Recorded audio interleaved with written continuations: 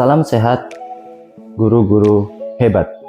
Oke, di kesempatan kali ini saya ingin berbagi satu hal berkenaan tentang kurikulum merdeka. Dan kasih satu statement kepada seluruh guru-guru yang ada di Indonesia. Apakah kita masih mengajar murid-murid kita dengan memberikan soal atau memberikan materi, kemudian menjelaskannya, kemudian memberikan soal, kemudian mengumpulkan soal, dan kemudian melakukan remedial kepada semua murid tanpa ada perbedaan.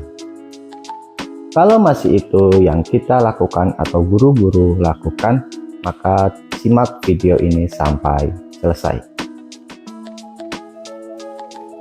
Di kurikulum merdeka terdapat satu hal yang disampaikan oleh Ki Hajar Dewantara mengenai teori konvergensi.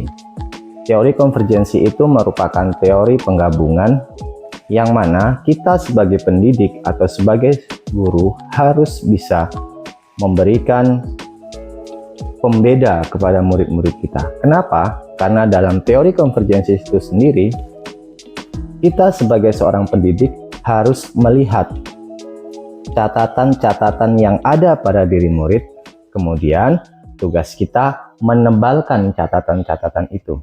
Atau kita melihat bagaimana bentuk-bentuk bakat minat peserta didik tersebut, kemudian tugas kita menebalkan bakat, minat, dan keinginan peserta didik itu. Lalu bagaimana caranya? Hal yang paling sering dilakukan atau yang direkomendasikan oleh kementerian adalah melihat faktor kinestetik, kemudian auditory, kemudian visual.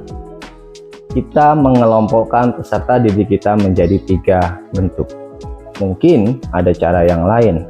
Hal yang biasanya saya lakukan atau pernah saya lakukan, saya membagi murid-murid atau peserta didik dengan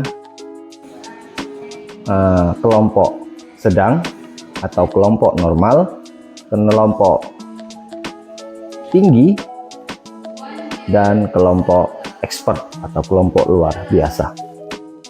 Dengan membagi tersebut, kita bisa melihat keinginan mereka dalam belajar. Maka kita tidak memaksakan peserta didik untuk belajar.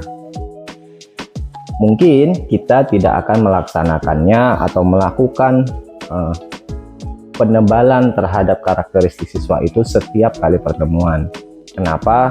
Karena mungkin akan kurangnya kolaborasi atau kurangnya pembeda-pembeda dalam setiap pertemuan. Malah itu akan membuat kejenuhan bagi peserta didik. Kita bisa mengaplikasikannya dalam beberapa kali pertemuan. Itu yang saya lakukan. Mungkin ada beberapa hal yang kurang tepat atau tidak tepat. Silahkan berikan komentar dan tetap semangat di dalam mengajar dan mendidik para peserta didik kita. Salam sehat, guru-guru hebat.